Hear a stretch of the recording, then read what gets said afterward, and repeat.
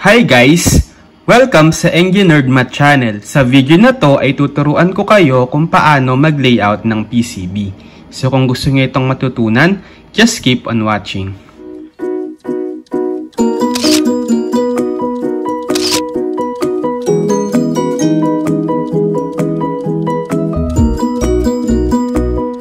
Okay, so sa video na to ay tuturuan ko kayo kung paano mag-layout ng PCB. So yung software na gagamitin natin is itong Proteus, which is version 8.6. So basic lang naman yung ituturo ko sa inyong pag-layout dito, hindi tayo magiging strict.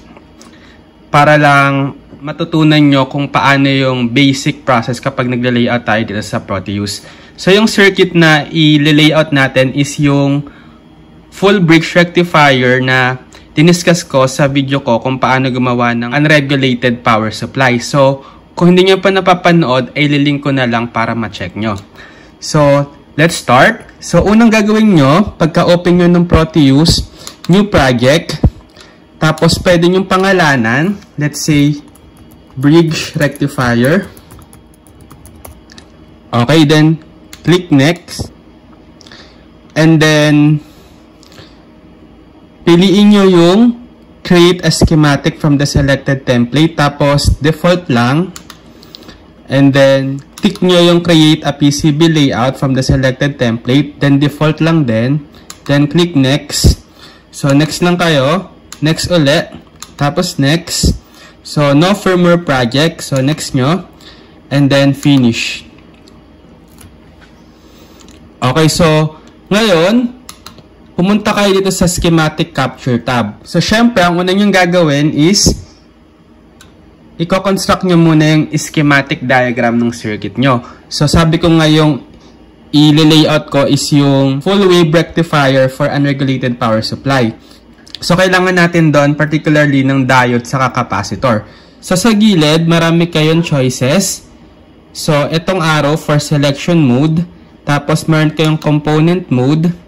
Meron kayong junction dot mode, wire label mode, and so on. So, explore nyo na lang isa-isa. Pero, ang isa-select natin dito is itong P. Okay? So, dapat hindi nakaselect ito. So, walang check dapat itong dalawang to para ma-maximize nyo yung pagpili. So, una nating hahanapin is yung diode, diba? So, pwede nyo i-type sa keyword yung diode. Okay?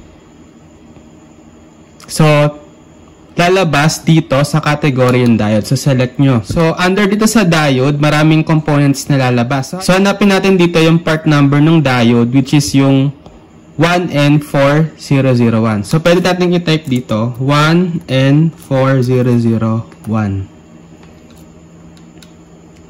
Okay, so may lumabas. So, pili tayo dito. Let's say ito. Kung mapapansin nyo, merong lalabas na symbol, tapos merong package. So, DO41, so tama. So, ito yung package niya. Kasi sa Proteus, meron na ring built-in package na merong footprint na pwede yung gamitin kapag nilayout nyo. So, press nyo OK. So, D1. Tapos, 4. So, click nyo lang uli. D2. Click nyo uli. D3. Click nyo uli. D4. Okay? Tapos, anong kailangan pa natin? Doon ulit tayo sa P, yung capacitor. So, type nyo naman sa keyword, capacitor. Okay, so dito kayo sa capacitor category.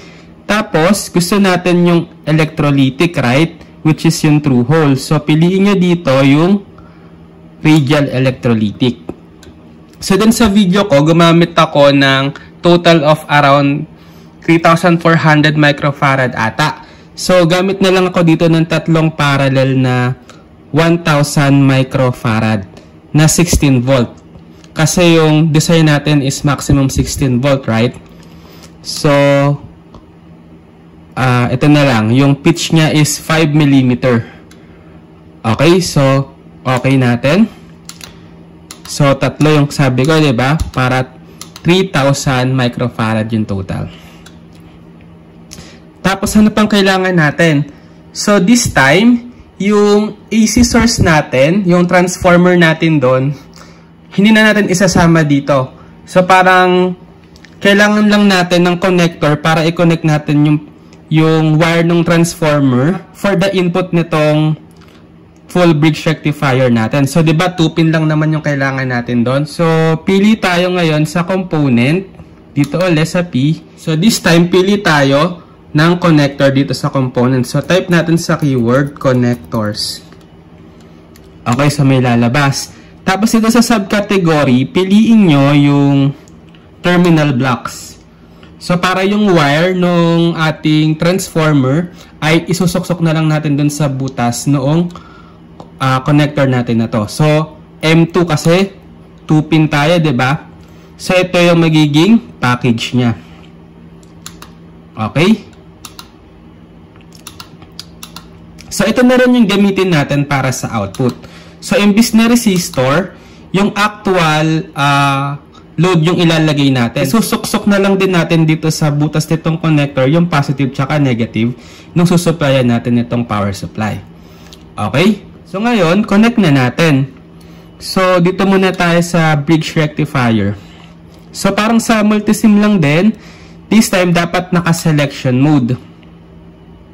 So, pag connect-connectahan nyo lang din yung paa ng bawat components. So, gayahin natin kung paano natin kinonstruct yung full bridge.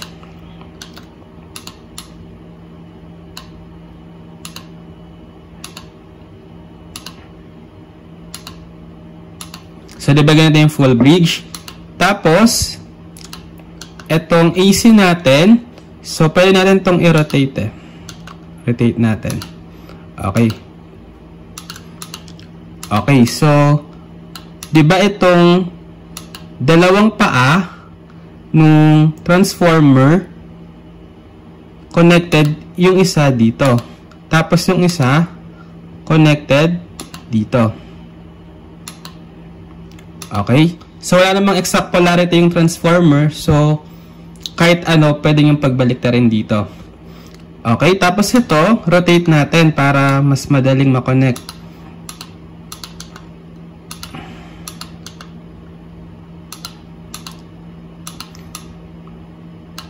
Okay? So, yung positive, ditong mga capacitor, connected dito. Right?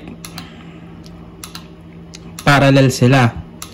Tapos yung isang paa ko-connect na sa ground. So, kailangan pala natin ng ground. So, punta kayo dito sa terminal mode. Piliin nyo yung ground. Okay? So, yung ground connected naman dito sa part na to nung full bridge rectifier. Tapos yung mga negative ng capacitor dito na rin sa ground. So, tama, diba? Ganito yung connection natin ng full bridge rectifier. Okay? Tapos itong J2 natin for the connector nung pinaka-output natin, connect na natin dito. So, dito yung positive, tapos dito yung negative. Okay, so ngayon, lagyan natin ng power marker yung positive nung output natin. So, connect natin dito. So, pangalanan natin, positive V out. Okay? And then press OK. So, ito yung magiging positive voltage output natin. Okay? Tapos, ito yung ground. Pin 1, pin 2. Okay, so tapos na tayo sa schematic. So, pwede na natin ngayong i-layout itong schematic dun sa PCB. So, punta na kayo dito sa PCB layout tab. Okay? So, dito rin, marami kayong pagpipilian. Merong selection mode, component mode, package mode, track mode, via mode, zone mode, and so on. So, dito tayo sa component mode. Okay, so dito sa component mode, so dito nyo na pwedeng ilapag dito sa mismong black space na to yung mga component para ma-layout nyo. So, click nyo lang, let's say nasa C1 tayo, diba? Left click nyo lang, then lalabas na siya dito. C2, click. C3, click. D1, click. Click. Click. click lang hanggang tapos nyo yung lahat ng component mapunta na dito sa itim. So ngayon, kayo nang bahala kung paano nyo i-place yung bawat component in such a way na mapagkakasya nyo sa dimension ng designated PCB na kailangan nyo. So, yun din yung challenge kasi kapag meron kayong specific size ng PCB, kailangan ma-design nyo yung layout na mapagkakasya nyo yung lahat ng components. So, since din naman tayo strict, tayo na lang mag-dictate nung dimension natin dun sa PCB.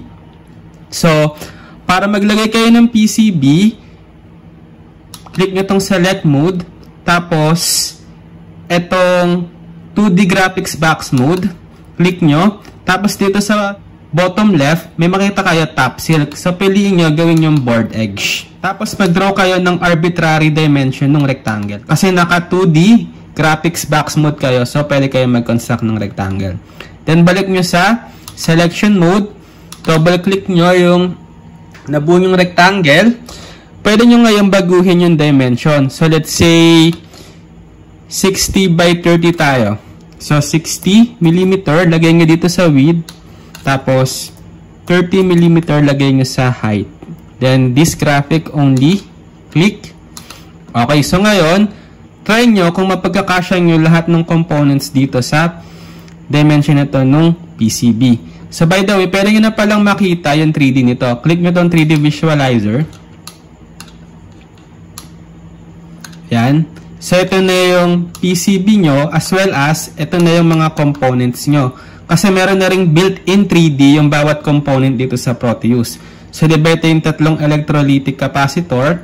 Tapos, ito rin yung package natin nung diodes. Tsaka, ito yung dalawang connector natin. Itong dalawang connector, parang hindi siya yung totoong 3D nung connector natin.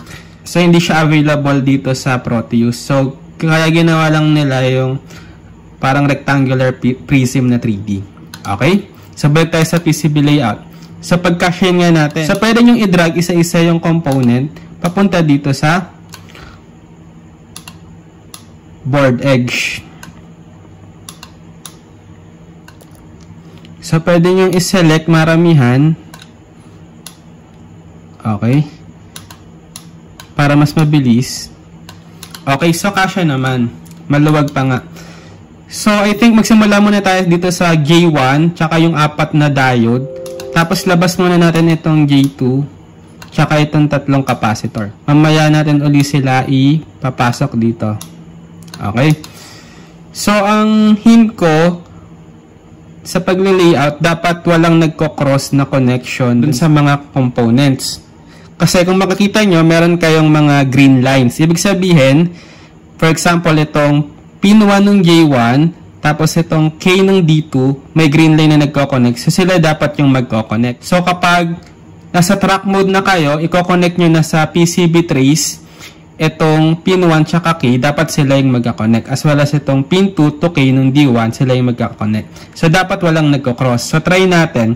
So, try ko i-rotate itong J1 clockwise. So, dapat malapit itong 2 sa 1. So, rotate ko pa. Okay, so straight na lang. So, walang nag-cross. So, okay na to. So, urong ko dito. Okay. So, balak ko, hilera itong mga diode. Try natin kung pwede ba yung ganon. So, itong D1, ilalapit ko dito sa connector. Okay. Tapos, ano pa yung connected dito sa K? Itong anode nung D3. So, try natin i-rotate. Okay. So, ilalapit ko itong D3 dito. So, itong D2, layo ko muna. Tapos, ito dito. Okay. So, walang nag-cross. Connected directly. Okay. Next, itong pin 1 ng J1 connected sa cathode dun dito. So, try ko mas malapit. Lagay ko dito. Para hilera sila. Okay, so yung top silk designator nitong D2, nag-overlap na sa D3. Pwede nyo ilipat. Okay? So, lagay na lang natin dito.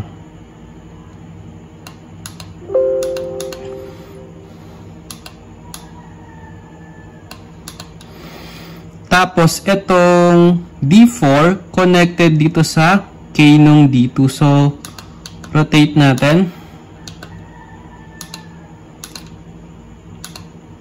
Okay.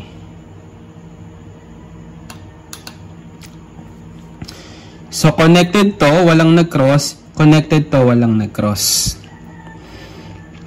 Okay, so hilera na sila. So, kaso parang ang pangit, hindi even yung spacing nila. Gawin ko na lang, so para consistent yung marking nung mga diode natin, itong D1, lagay ko dito. Tapos, urong ko ng onte. Yan.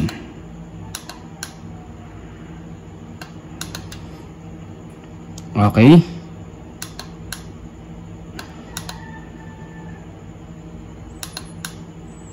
So, ang goal lang naman natin dito is makonect-connect natin sila. So, kahit hindi nyo naman talaga ayusin.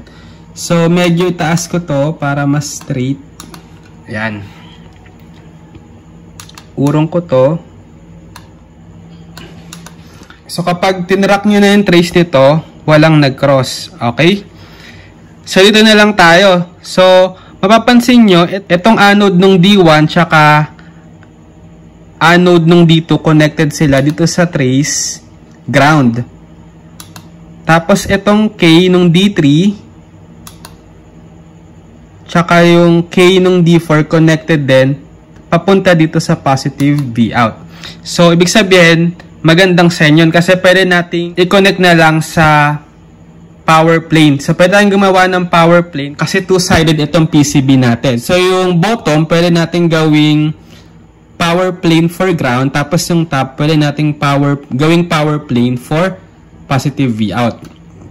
So, ibig sabihin, kahit hindi na natin i-connect itong mga green connections na to dito sa layout natin, kasi pag nilagyan natin ng power plane, automatic magko-connect sila. Okay, so, mamaya, pakita ko sa inyo. So, ito muna, i-place muna natin itong mga capacitor. So, let's say, dito si C3, dito si C2,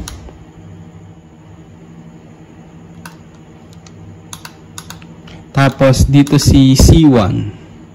Okay, so napansin nyo hindi na ako nagke-care doon sa placement nitong tatlo kasi nga pati dito sa schematic puro V out tsaka ground na lang yung connection nila, which is mako-connect na sa power plane mamaya. Pero try ko i-rotate itong mga capacitor. Okay.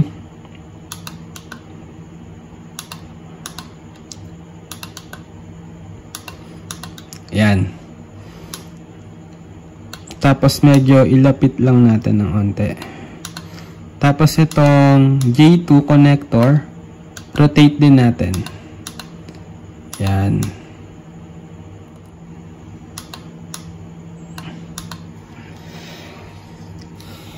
Okay, so tapos na tayo. So pag tinag natin sa 3D, ayan na yung itsura niya.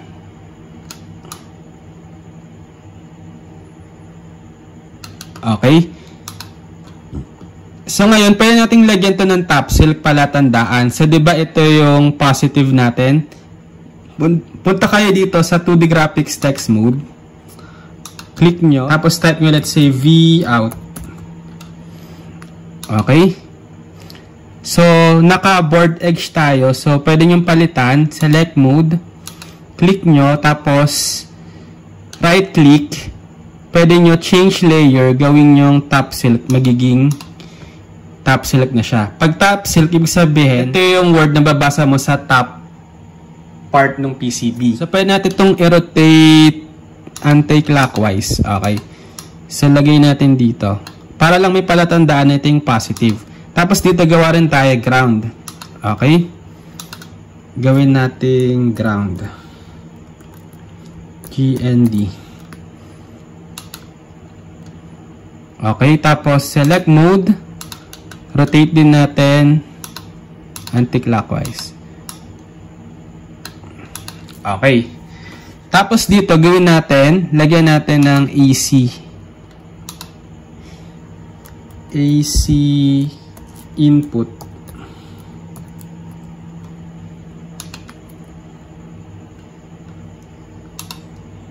Ibig sabihin, dito natin isusuksok yung AC. So, rotate ko. So, medyo mahaba. Let's say, lagay natin dito AC tapos dito yung input. So, putulin ko. Gawin ko na lang AC muna to. Tapos dito yung input.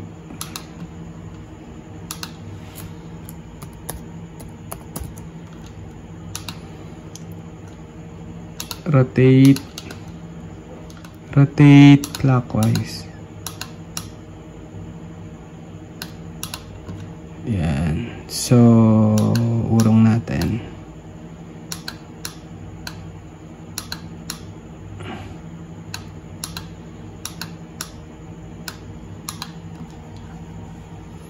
Or dito na lang para sa isang side. Okay. Tapos, angat na lang natin to.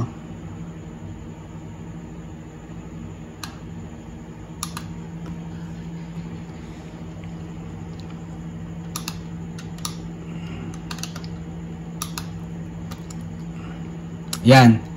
So, dito na tayo sa portion nung pagko-connect nung mga pin. So, dito tayo sa track mode. So, meron kayong pagpipilian. Merong nakalagay na T4, T6, T7.5, T8, T10. So, ito yung ibig sabihin niya. Ito yung designator natin sa magiging trace width natin. Kasi meron tayong sinusunod na trace width dun sa PCB para ma-make sure na capable yung trace width natin sa current na dadaloy sa kanya. Especially kapag high current. So, syempre, the thicker the trace width, mas kaya niya yung high current. So, may computation pa yun, depende sa ounce of copper na gagamitin nyo. Related din yun sa trace length, and so on. So, dahil hindi naman tayo talaga PCB designer, so, dahil basic tutorial pa lang naman to, pili na lang tayo kahit ano dito. Let's say, T50. Okay, so, ganito kakapal. Okay lang yan. So, i-connect ngayon natin. So, from 2 to A, connect nyo lang, click nyo lang, then, magko-connect na yan.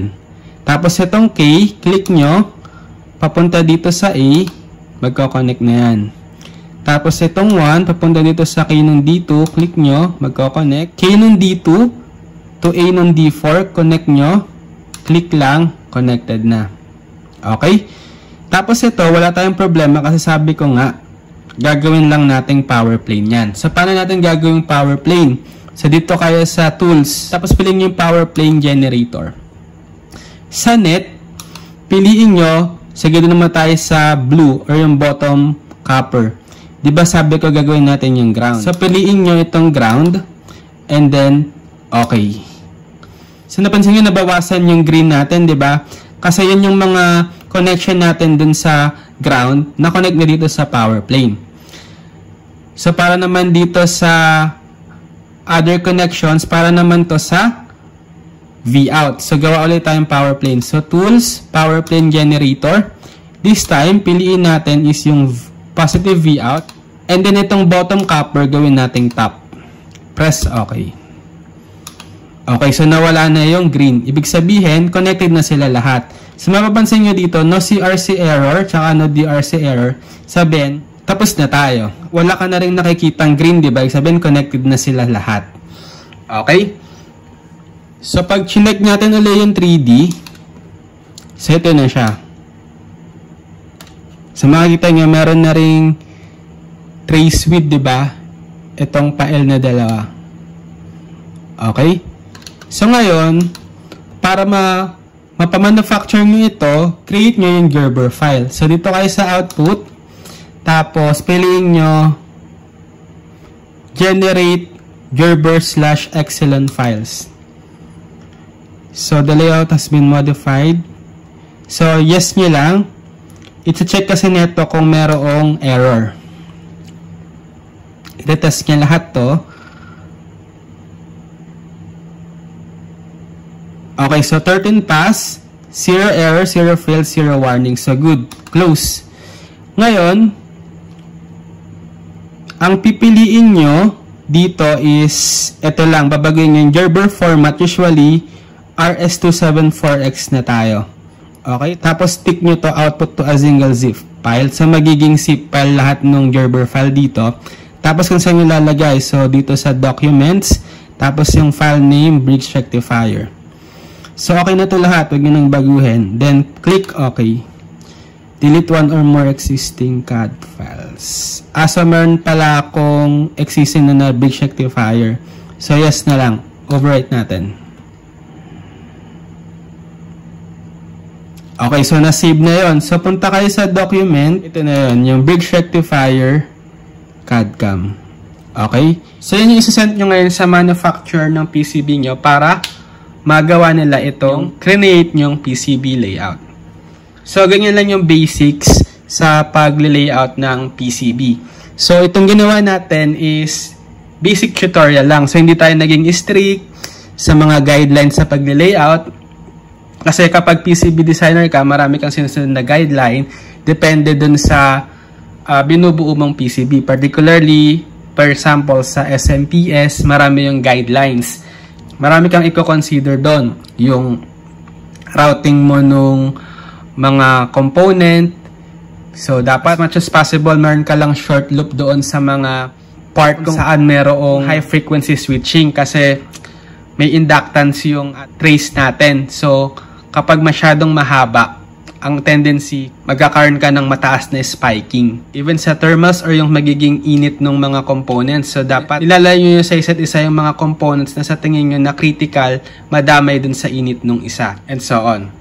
So, yun lang. Okay, so try nyo lang mag-practice mag-layout ng PCB kahit saang software. So, marami tayong software, hindi lang itong Proteus. Usually, sa industry, ginagamit nila is Altium or Cadence Allegro. So, iba-iba, okay? Okay, so I think that's it for this video. So, sana ay may natutunan kayo sa video na to at maraming salamat sa panonood.